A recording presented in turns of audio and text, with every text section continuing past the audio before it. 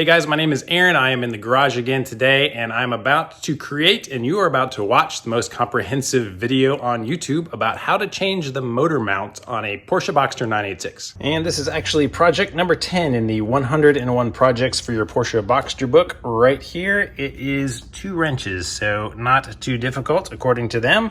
So I'm gonna step through the entire procedure and show you how it's done. It's a simple 2 pages in the book. If you don't own this book already, I highly recommend it. I will put a link in the description of where you can buy it on Amazon. Just a couple administrative things real quick right before we get started. If you've already seen one or more of my videos and you are not a subscriber, I ask that you would please subscribe to this channel. It will really help when it comes to sponsorships. Why do you care if I get sponsored? Because that means I will be making more of these detailed videos for you guys. So if you like my videos and you want to see more of them, subscribe and like the video. And if you want to be involved in a sponsorship on my channel, if you make a part or an accessory or something that you think that I would be interested in and other people are interested in, let me know. Let's get it out there. I'm currently working with ECS Tuning, and this is where I bought the bushing from that we're going to be using in the replacement. So there's a lot of packing and padding for this little box here.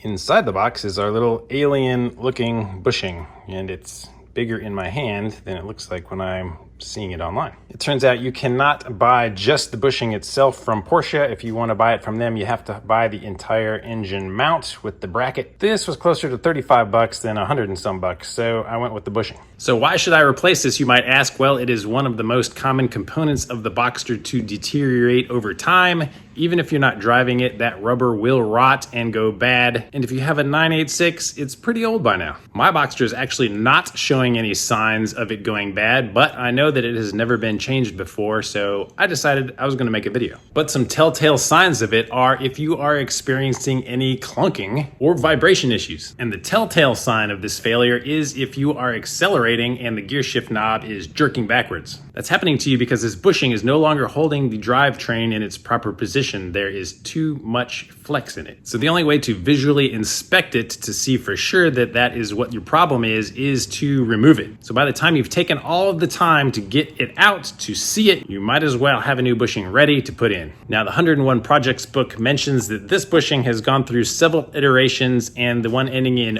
04 is the latest. Well, it has been updated since the book was published, and this is an 05. I confirmed with the dealer that this is indeed currently, as of this video, the latest version, and it should fit all Boxsters and Caymans. Also of note, apparently up until 98, this motor mount was held on by 3 bolts, and afterwards it was changed to one with 4 bolts. So if you're buying the whole assembly and you have a 3-bolt system, it's fine to leave it held in place with 3 bolts. If you want to upgrade to actually mount it with 4 bolts, you're going to have to change out the whole oil pump housing. So I wouldn't recommend doing that. And if you're just upgrading the bushing like me, none of that matters at all, because you're going to be using your original mount. I'll also mention that there are available aftermarket solid mounts that you can use. Some people use those for track, but for me, I'm just sticking with OEM. If you have a preference or a reason why you chose one or the other, please put it down in the comments below. All right, that's enough talk. Let's jump into actually doing it. First step is going to be jacking up your car. Now, I have QuickJacks, which I love and are awesome. If you do not, here is a link on how to jack up your Boxster if you don't already know, but we're going to be coming in from the rear. So really only the rear of it has to be jacked up, but if you do the whole thing, that works. And on my QuickJacks, I'm only going halfway as high as it goes to that first detent, because I'm going to be needing to use a floor jack under there to support the engine, and I want to make sure that it's low enough that my floor jack can reach it.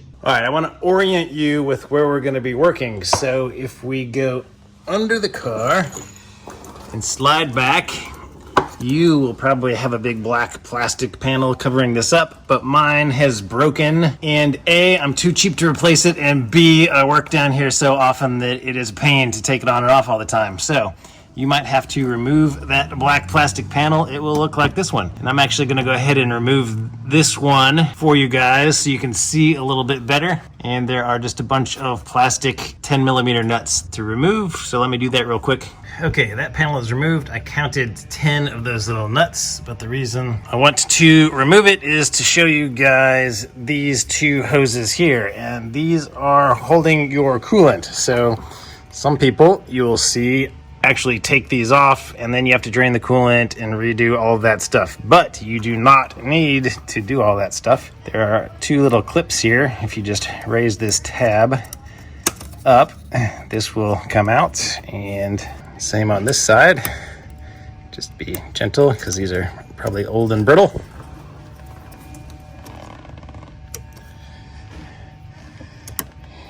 And gently, you can see that your pipe will now just slide out of here. Probably gummed on a little bit with old age, but just pinch it and you can get it loose. And you can see it unclipped from right there. So this way you can get a little play in them to move them out of your way. And then up here, it looks like there's a little tab that you can press off of here and slide it back. So I don't know if all year models have these on there or not, but mine obviously does. And I would obviously have to remove that clip since it's attached to the piece that we're about to remove. And now there is enough flex to be able to pull this out of the way without detaching these. So now you can actually see fairly easily that this right here where the arrow is pointing is our bushing between these arrows. And the first thing we're actually going to remove is the engine carrier. And under here you can see that there are actually, it looks like 2 bolts, but there are 2 nuts on studs on this side. And then the other side has 2 more right here. And those are 15 millimeter. So before we start taking anything apart, we have to get our floor jack under here and support the weight of this, because this is obviously what is mounting our engine, hence an engine mount. And if we just take that off, our engine will start falling down. If you have seen some other videos, which there's no need to, including the 101 Projects book, actually, they support the engine right here on your engine oil pan, which, I mean, obviously you can get away with that, but I don't recommend it. I recommend right where these wires are here to support your engine and transmission from right here. So from the back with said floor jack, start lifting it up. So apparently I need a taller floor jack, but I stack some wood up here just to bring this up so that it makes solid contact here so that it will support it. And the next step is to remove these nuts here. Okay, so since I can't raise the car all the way up this way, it is honestly really tight under here. But if I have a 15 millimeter socket with an extension on my ratchet, there is enough flex in the hose, I hope, to shove this in here, get it on.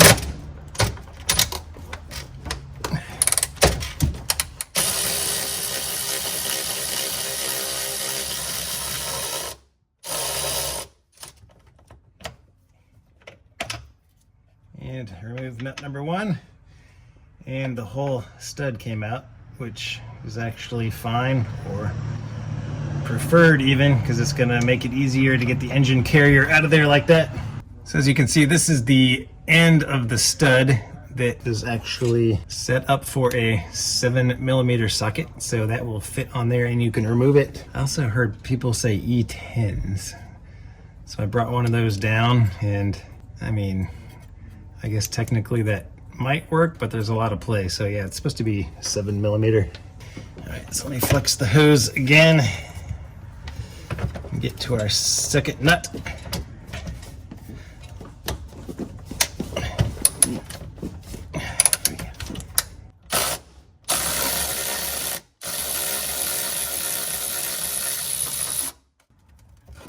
Okay.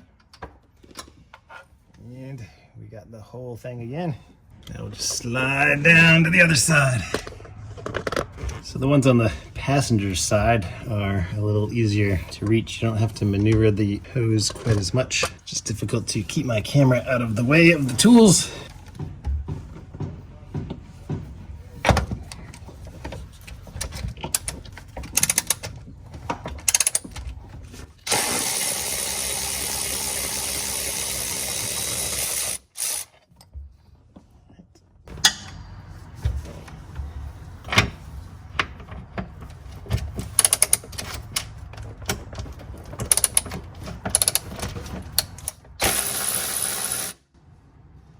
And as you are removing this one, you will see it start to come down a little bit. So you better have your jack under here.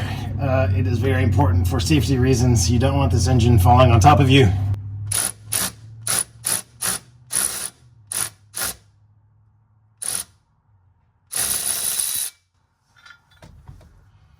All right, so all the studs came out for me. Now the next thing we're going to remove are the 4 bolts for the engine mount itself. You can see one of them is right here. The second one is right here, and actually I say 4, but there are probably 3 on my car, 4 on some cars. Will be the ones at the very top. All right, you can see one. Mine are nicely colored green to make it easy with corrosion. And if I look on this side, I do not have a 4th one, so you may have a 4th one. All right, this is the motor mount that you will be removing. I want to show you while it's out of there that these are the 2 bolts on the bottom that you can see. They're right behind your coolant hose. And the 3rd one up top is right here. So you can see that this is just grooved. So when you loosen this, you can rotate it and slide it out of that bolt. When you put it back in, you're just gonna rotate it back in, tighten that bolt. Now, like I mentioned before, some of them have 4 bolts. If yours is one of those, you'll have another one right up here that is gonna have a U-shaped slot with the open side on the top. And this one has the open side over here, so you can still slide it in there and slide that one up, tighten them down. One more thing I just want to point out is you'll see your engine carrier has an arrow and it is pointing towards the front of the car. So this is the rear of the car for our orientation again. I'm going to start by loosening the top one up here, and I'm just going to use a 15mm ratcheting wrench. One of these guys.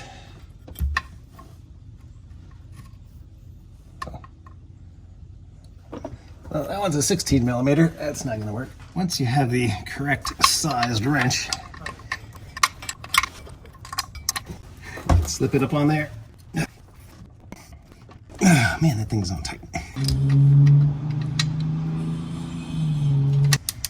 All right, I can just use a 15mm socket and my ratchet to get the passenger side one started.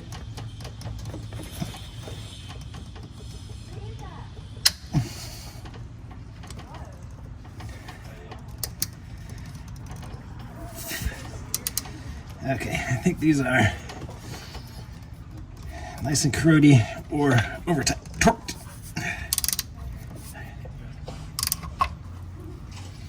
All right, once they're started, it's really easy to get out by hand.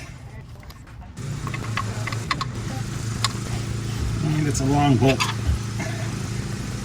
but you can get it past the hose. But if you don't want to struggle like I did with that one, when we take this one off over here, it's actually going to be hitting right here because it's going to be too long. So we're going to have to lower the engine some, and then they can both slide out a lot easier. Before I take this one off, I'm going to go ahead and loosen that top one. I'm going to have to get something a little bit longer so I can put more force on that bolt. All right, honestly, I have no idea how I still don't have a piece of pipe that I can put on here to extend it to get more leverage. I'm mad at myself every time I come across a situation like this, and I really need that. So I'm vowing to go buy something. Okay, a couple different things here. The first thing I'm gonna try, I honestly just learned this from my neighbor who told me about it while I was telling him about my dilemma. Instead of using a ratcheting wrench, I'm just gonna use a box end wrench, first of all, so that I don't damage the ratcheting part since it's so difficult. So after getting the wrench on, if you take this wrench and put it on there, and then you put another wrench in here and lock them together, you can actually extend it and get some more torque on there. So if I wanted to tighten it, that would be great. I want to loosen it though, and because it's bent, I have to fit it in this way. So the way that this one is shaped, I cannot hook one on the end, so I'm just gonna use the pipe that I bought, but that is a great idea for the future. I don't know how I did not know about that already. All right, after saying all of that, I cannot get my other one lined up straight. So I'm gonna try to use my bar method.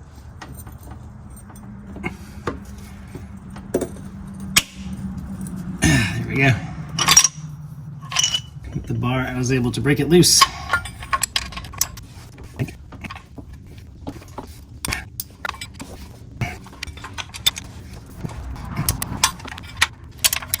All right, like I said, we're just gonna loosen that one. And we still have bolt number 3 to remove over here.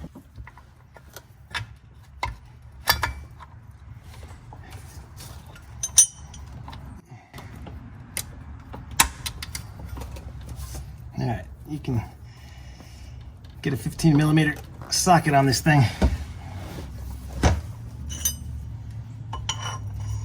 God, I still want to use this. If you're on a roller, creepy thing, then it makes it harder.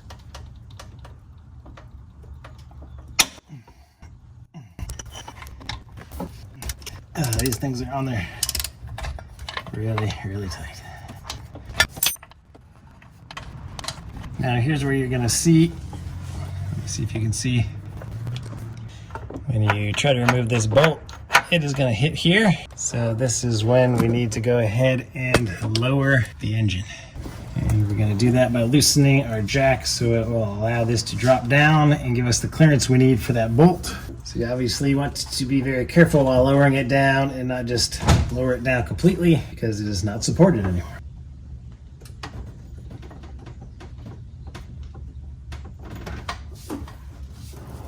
Now remember, this thing is loose, so it has a little bit of free play. It's not quite low enough yet.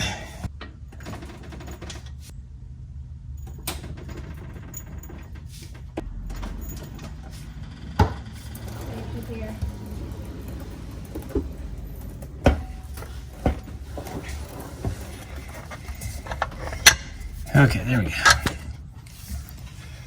All the bolts are out. So this thing should be disconnected, except for that one at the top that has a slot that we should be able to slide it out of. So I'm just pulling it straight down, and that released it from the slot. Now it's just a matter of bending these hoses out of the way far enough and working this thing out.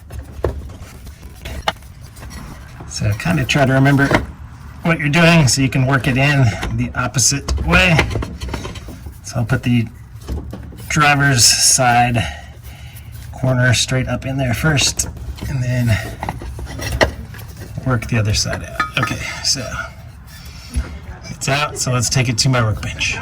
While I have this out on the workbench to work on, I went ahead and took the studs with the nuts and just put them in a Tupperware bowl that has some water and white vinegar in it so it can start eating through all of the crap on there. So hopefully it'll be easier to get those apart. And the bushing is held on by 2 nuts and bolts, and as you can see, they are nasty. So I'm gonna spray them with a little catalyst stuff here. Hopefully that'll help eat through some of that. Okay, these should also be 15mm. Yes, and they are. So now it is experimentation time.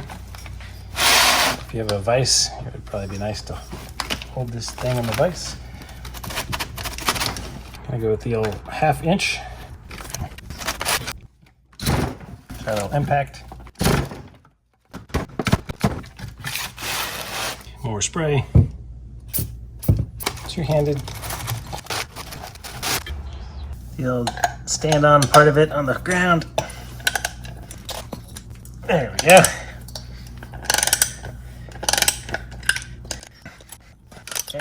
Got them loosened a little. So after I take this off, I'm going to remember that the brown part is on the top back.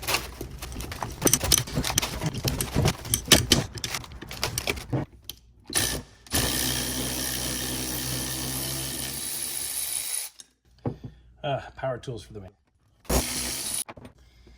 All right, now there is a kit that they sell that has new bolts and a nut for this piece. So I might recommend that.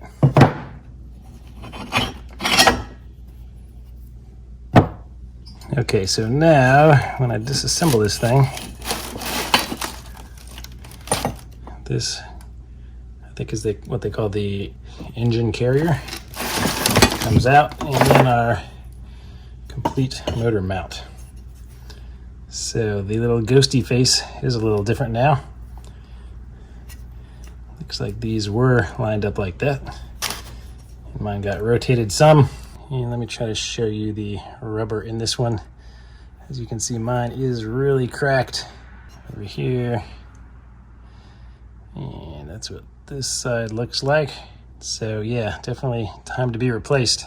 You can definitely see that these parts are different. This is the enhanced new part, I guess. So, how do we get the bushing out of here, you may ask? I may also ask that because I have not seen anybody actually take it out in a video, so let's figure it out. First, I will try the brute force method, which is just whacking it with a rubber mallet. Let's try that on concrete so I don't damage my wooden bench. All right, that seems to just be breaking the rubber piece a little more. So let's spray some of this on there. It's just a little penetrating blaster. All right, so I decided that I don't have the tools to do this, but my neighbor slash friend slash poker player has a press over here. So if you don't know how to do this yourself, you can always take it to a shop and have them press it out for you. If you've got something that works, we're gonna do some experimenting and see if we can figure out a way to get this thing out. And since it's on this bracket, there's no real good way to support this on the press. I feel better about that if it was. Raise that jack stand underneath it up to hold the corner of the pad. Yeah, that might work. Oh, look at you, man. Yeah. Now we're talking. It's a good place for jack stands. Let's see what happens.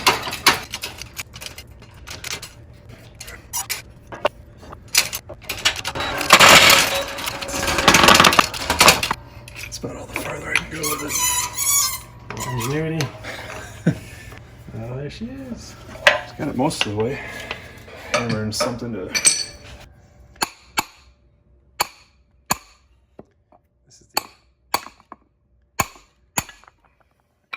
That right there is in the Porsche handbook on how to remove that. A couple of things about the old one. You can see right here that the part number ends in 0.03. So that was the original one.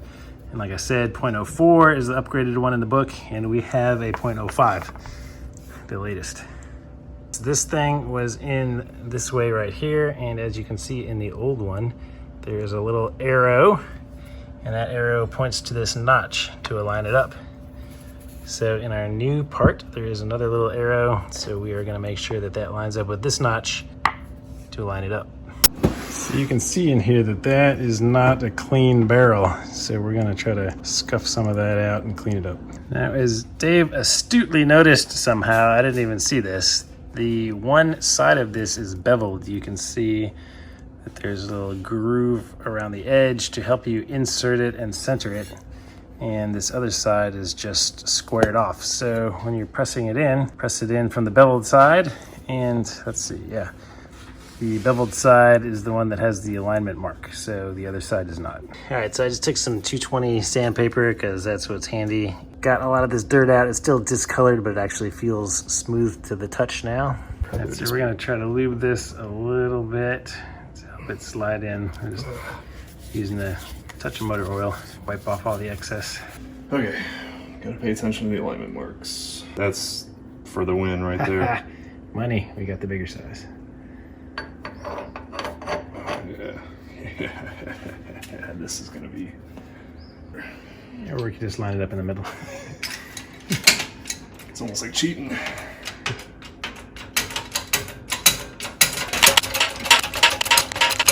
Nope. All right, a press for the win. I wonder. Let's see if it's flush now.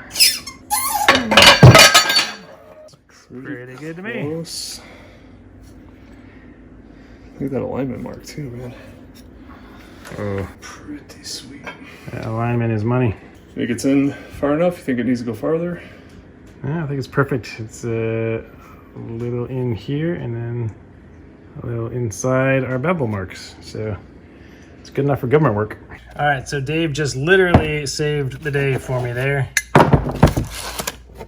So if I were you, I would either plan on buying this entire assembly or taking it to somebody that has a press shop somewhere, press that out, because I don't think I could have even gotten it back in with just a hammer, but it's here now. So I'm going to reassemble this thing. So these pieces that came with it used to fit this way, and they no longer fit that way because of the shape of this thing. They could fit this way, I suppose. And they're sticking out on this side when before they were sticking out that way. So I don't know that these are actually needed or do anything. So I think I'm going to leave them off. So this piece is just going to slide back on here. Put our 2 bolts back in and the nuts. All right, that is a good fit. Now, what is the torque spec on this, you might ask? I've heard that the torque spec for all of these other bolts is 32 foot-pounds, so I assume these are probably also 32 foot-pounds, but I have not looked them up. All right, here are our vinegar bolts that have been soaking. And this is 7 millimeters here, 15 millimeters here. So to get these off, I'm just going to put my wrench on the nut and the 7 millimeter on top with another ratchet. And remember, you're going to be turning the post to the right while the nut is turning to the left to get them apart.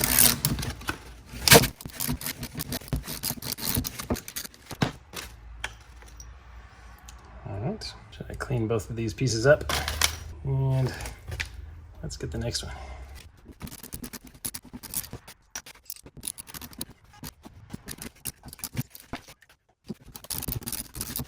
These things were not easy to get off. Even though, as you can see from my hand, they obviously had some anti-seize on them. Here we go with the reinstall. So you can see our bolt that has only been loosened. And like I said, I'm going to try to do the opposite of how I got this out. So I'm going to stick this corner in here first.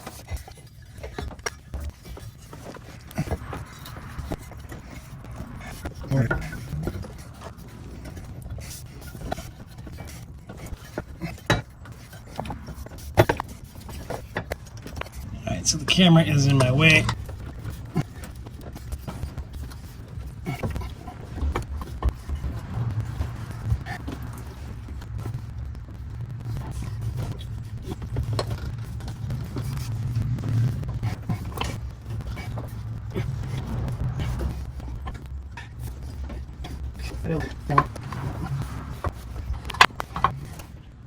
All right, now for that bolt to get it into the slot, it's got to angle up this way a little. So I got to pull this whole mount to my right and knock it up there. There we go. Just feel for the bolt. Pull this back down and slide it over. You should be able to feel the bolt in the groove. Yes. All right. We're all lined up again. So I'm going to take these 2 bolts, starting with this one. All right, hopefully you can see when I'm filming, I got this back up in place. Now I slid this bolt in and I'm tightening it by hand. Now I'm going to get this other bolt over here and I'm going to put it over the top of this hose. Get it lined up into our other hole. Actually, I think this one is going to be easier to get in over the top of this hose after we raise the engine back up. So now that that one is in place, I'm going to go ahead and jack our engine back up.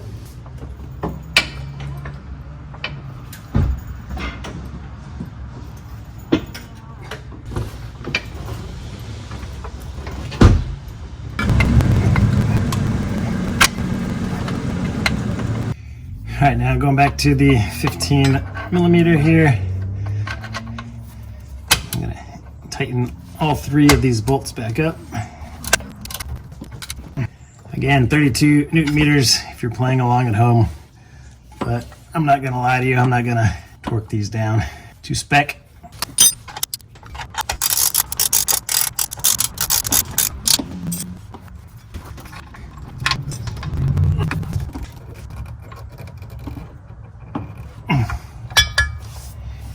All right, there's 2.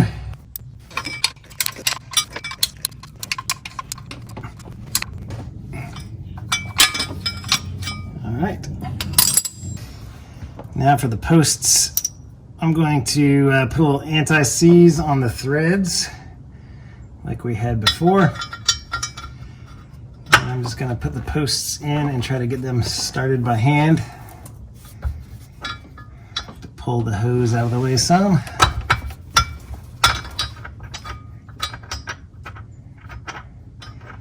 Make sure that they are going in straight and not getting cross-threaded. So I'm having to move the bracket around a little bit by hand to make sure that it is lined up well enough for the post to be screwed in easily.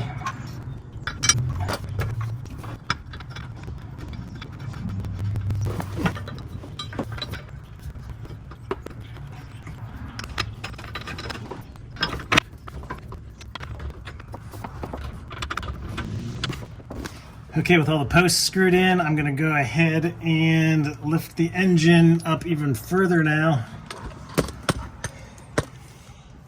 But you'll be able to see that there is still a little bit of gap between the engine carrier and the underside of the car here. So when the engine gets lifted up, I'm gonna try to make that flush before attaching the nuts. All right, a couple more pumps of that thing and you can see that it is now flush up here. And these posts are already turned as far as they will go in by hand. So I'm gonna put a 7mm on there and snug them down. Just have a little tiny 7mm. All right, there, I can feel it's all the way in. And then I'll just move over to the next one. That one is already tight. Then I'll hit the other two on this side.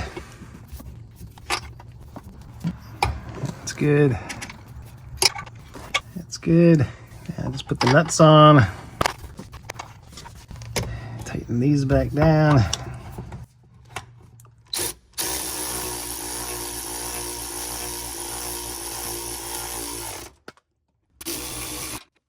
Then two more nuts on this side.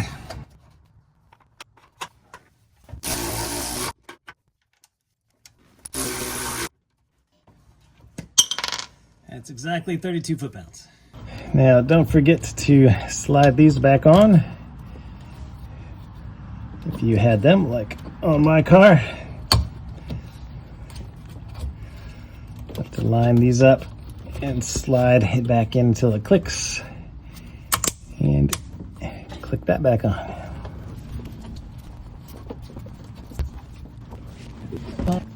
All right, hoses are snug back up, plastic panels back on, and you're done. All right, I'm kind of dirty now, but the job is done. I consider it a success because of Dave. If you weren't here, I guess I still would have got it done. I just would have had to go to a shop with the press. So because I know you will ask, I just took it out for a test drive. Does it feel different? A little bit, maybe a little bit tighter during shifting, but overall not a big difference. Like I said, I didn't do this because I felt that there was something wrong. I just knew that by this time it would have been failing, and as you saw, it was. So if this has never been done on your Boxster, I would suggest it. I will put a link in the description for where you can buy this bearing, or if you want to buy the entire assembly, I'll put a link for that too. So hopefully you guys found this helpful and you have given this video a thumbs up and you are already a subscriber to my channel. If you are new to the channel, look around. There is a ton of Boxster content specifically on here, and there is more to come. And finally, if you do a lot of work on your own cars, I suggest you check out this shirt that I made. It's made out of a great wicking material. It is perfect for working in the garage. You'll find a link to those shirts also below in the description. Thanks for watching, guys. I'll see you next time.